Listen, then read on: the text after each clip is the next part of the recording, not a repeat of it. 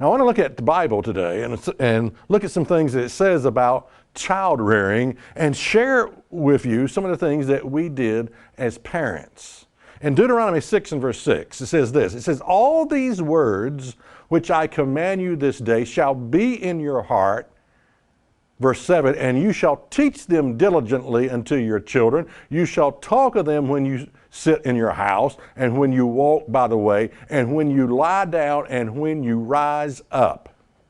Now, what I call this is these things I'm going to share with you today, defining moments that I believe created, that was a process for creating godly character within your children, or creating godly children. Now, the first thing I want to touch on is that the awareness of being fully committed when you bring a child into the world. It is an 18-year sentence, and you have to give up self, you and your wife, you have to give up self to be fully dedicated, fully committed for the child's sake, because the goal is to bring godly children into the world.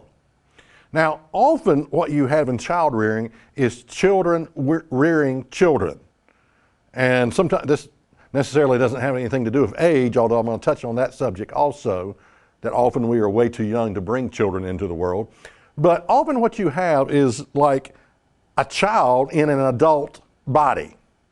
Now, let me explain it. Children that are raised up and they are spoiled often have to be the center of attention when they become adults. Now, usually, we all spoil our children, I understand that. But for the most part, children grow out of that. But some never grow out of that, and they turn into parents that have to be the center of attention. Now, when children grow up in an environment, when your children grow up in an environment where they have to compete with their parents to be the center of attention, that creates an incredible dysfunctional family system. In other words, the child should be the center of attention. But instead, the child has to compete with mama or daddy to be the center of attention, because you got this mother, you got this father that has to be the center of attention. And the children are competing with the parents to be the center of attention. This is a great dysfunction, and it creates something often with children called passive aggressive. They become passive aggressive. Passive aggressive, someone said that passive aggressive is a big St. Bernard dog licking you in the face. That's nice. But peeing on your foot at the same time. That's not nice. But often these children will get in trouble deliberately. They'll go around dropping things and bringing home bad grades. And they do it so that they can get some attention. And even if it's, "Well, why did you bring home this bad grade?" At least for the moment, they are the center of attention because they're competing with their parents. And they'll do anything, including being passive aggressive, to get their parents' attention. They'll do all kinds of crazy things just to get their parents' attention.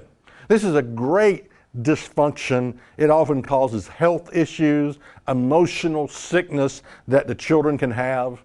Children should not be competing to be the center of attention. They should be the center of attention. And I'm not talking about spoiling them. I'm talking about the awareness. The reason I say they should be the center of attention, because of the awareness that you are rearing the next generation of godly children. You have to lose yourself for their sake. You have to put self on the side burner because you're rearing the next generation.